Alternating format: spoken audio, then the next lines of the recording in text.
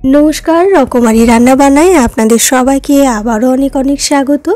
রোজকার একঘেয়েমি ডিমের রেসিপি খেতে যদি ভালো না লেগে থাকে তবে অবশ্যই একবার আমার আজকের এই ডিম কারির রেসিপিটা বাড়িতে ট্রাই করে খেয়ে দেখতে পারেন। আশা করছি আপনাদের খুব ভালো লাগবে। তো চলুন বন্ধুরা, দেখে নেওয়া যাক আমার এই ভিডিওটিতে কিভাবে আমি আজকের এই ডিম কারির রেসিপিটা বানাই। পুরো ভিডিওটা শেষ পর্যন্ত দেখার অনুরোধ রইল।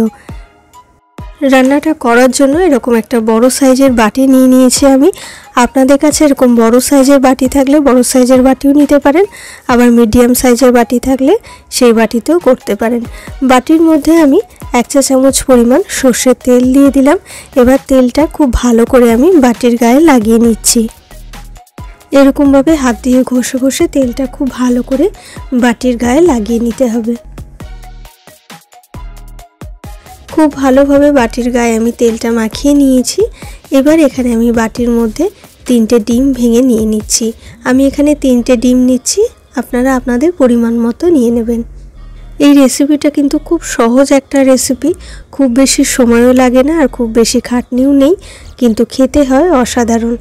আপনারা যদি কখনো বাড়িতে এইভাবে ডিম রান্না করে খেয়ে না থাকেন তবে অবশ্যই একবার আমার এই রেসিপিটি ফলো করে বাড়িতে রান্না করে খেয়ে দেখবেন, আপনাদের খুব ভালো লাগবে।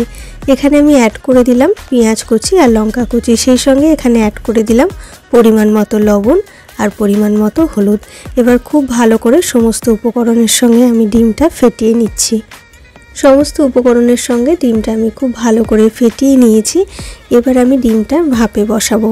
ফ্লেম অন করে কড়াই বসিয়ে কড়াইটা হালকা গরম করে নিয়েছিলাম। এবার কড়াইয়ের মধ্যে আমি খানিকটা জল দিয়ে ডিম গোলানো বাটিটা আমি কড়াইয়ের মধ্যে বসিয়ে দিলাম। এবার ঢাকা দিয়ে ফ্লেমটা লোতে করে দিলাম। লো ফ্লেমে আমি প্রায় 5 থেকে 10 মিনিট হতে দেব। প্রায় 8 মিনিট পর আমি আপনাদের দেখাচ্ছি। ফ্লেমটা অফ করে দিলাম। দেখুন বন্ধুরা, খুব ভালোভাবে ডিমটা ভাপানো হয়ে গেছে আর কতটা ফুলে উঠেছে ডিমটা।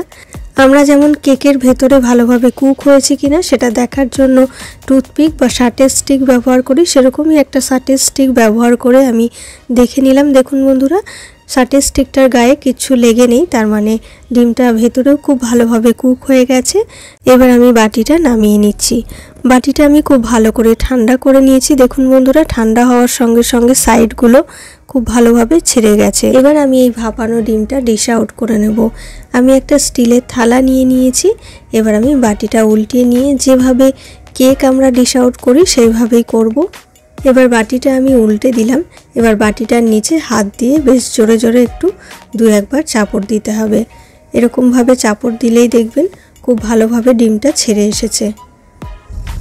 এই দেখুন বন্ধুরা, কত ভালোভাবে ডিমটা ছেড়ে গেছে বাটির গা থেকে, আর তেলটা লাগানোর জন্য কত সুন্দর স্মুথ হয়েছে। দেখুন বন্ধুরা, দেখতেও কিন্তু ভারী সুন্দর হয়েছে, অনেকটা কেকের মতো দেখতে লাগছে। এবার আমি এই ভাপানো ডিমটা পিস পিস করে কেটে নেব। দেখুন বন্ধুরা, ভিতরটা কত ভালোভাবে ভাপানো হয়ে গেছে। এবার আমি ছোট ছোট টুকরো করে কেটে নেব। খুব বেশি ছোট করব না আমি, পুরো ভাপানো ডিমটা আমি মোট 6টা পিস করব। আপনারা আপনাদের পছন্দ মতো পিসগুলো ছোট বড় করতে পারেন। বন্ধুরা, আপনারা তো ডিম সেদ্ধ করে ডিম ভেজে কারি করেন, একবার এইভাবে ডিম ভাপিয়ে নিয়ে তারপরে কারি করে খেয়ে দেখবেন, ভীষণই ভালো লাগবে। ডিমগুলো আমার সব পিস পিস করে কাটা হয়ে গেছে। এবার আমি ডিমটা ফ্রাই করে নেব। ফ্লেম অন করে কড়াইতে প্রায় 2 টেবিল চামচ পরিমাণ সর্ষের তেল দিয়ে দিলাম। তেলটা আমি খুব ভালো করে গরম করে নেব। এই ডিমটা ভাজার জন্য খুব বেশি তেলের প্রয়োজন হয় না, কম তেলেই ডিমটা ভাজা যায়। খুন্তি দিয়ে তেলটা কড়ার গায়ে ভালো করে লাগিয়ে দিলাম। এবার ভাপানো ডিমের পিসগুলো আমি এক এক করে তেলের মধ্যে ছেড়ে দিচ্ছি। ডিমগুলো আমি খুব বেশি লাল করে ভাজবো না, মিডিয়াম ফ্লেমে একদম হালকা করে ভেজে নেব। এই দেখুন বন্ধুরা, একটা দিক ভাজা হয়ে গেছে। এবার আমি উল্টে দিচ্ছি। মিডিয়াম ফ্লেমে একটা দিক 1 মিনিট করে ভাজলেই কিন্তু এরকমভাবে হালকা ব্রাউন করে ভাজা হয়ে যাবে।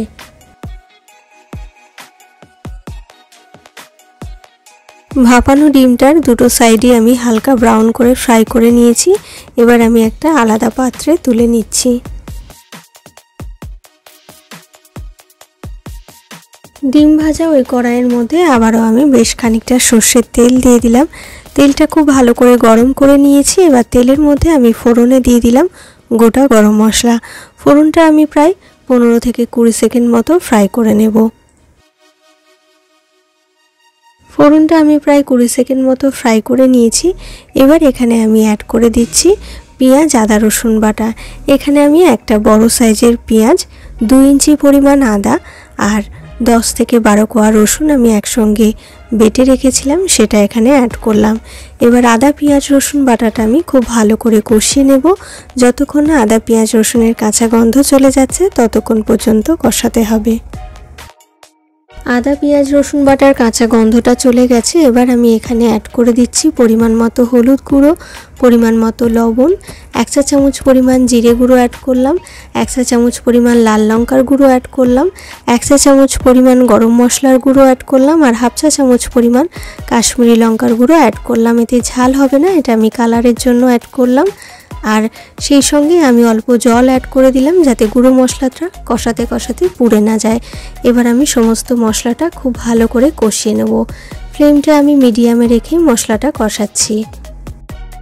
মশলাটা আমি খুব ভালো করে কষিয়ে নিয়েছি, মশলা থেকে তেল সেপারেট হতে শুরু করে দিয়েছে। এই পর্যায়ে এখানে আমি অ্যাড করে দিলাম টমেটো কুচি। এখানে আমি একটা ছোট সাইজের টমেটো কুচি অ্যাড করলাম। টমেটোর সঙ্গে মশলাটা আমি আরও 1-1.5 মিনিট মতো মিডিয়াম ফ্লেমে কষিয়ে নেব। টমেটো দেওয়ার পর আরও 1.5 মিনিট মতো আমি মিডিয়াম ফ্লেমে কষিয়ে নিয়েছি। দেখুন বন্ধুরা, টমেটোটা বেশ ভালোভাবে গলে গেছে। এবার এখানে আমি অ্যাড করে দেব পরিমাণ মতো গরম জল। হাই ফ্লেমে ঝোলটা আমি 2 থেকে 3 মিনিট মতো ফুটিয়ে নিয়েছি। এবার আমি এখানে ডিমটা অ্যাড করে দেব। ডিম অ্যাড করার পরে হাই ফ্লেমে আমি আরও 5 মিনিট মতো ফুটিয়ে নেব। ডিম অ্যাড করার পর হাই ফ্লেমে আরও 5 মিনিট মতো আমি ফুটিয়ে নিয়েছি। দেখুন বন্ধুরা, ঝোলটা অনেকটা কমে এসেছে। ফ্লেমটা আমি অফ করে দিলাম। এবার আমি সার্ভ করে দেব। রেডি হয়ে গেল আমার আজকের রেসিপি ভাপা ডিমের কারি। আজকের এই ভাপা ডিমের কারির রেসিপি আপনাদের কেমন লাগলো অবশ্যই আমাকে কমেন্ট বক্সে কমেন্ট করে জানাবেন। আর ভিডিওটা ভালো লাগলে একটা লাইক করে দেবেন আর আমার চ্যানেলটিকে সাবস্ক্রাইব করে পাশের বেল বাটনটা প্রেস করে রাখবেন। তাহলে আমি যখনই আমার চ্যানেলে কোনো নতুন ভিডিও আপলোড করব আপনাদের কাছে খুব তাড়াতাড়ি নোটিফিকেশান পৌঁছে যাবে। ফিরে আসবো আবার একটা নতুন রেসিপির ভিডিও নিয়ে। আপনারা ভালো থাকবেন, সুস্থ থাকবেন। নমস্কার।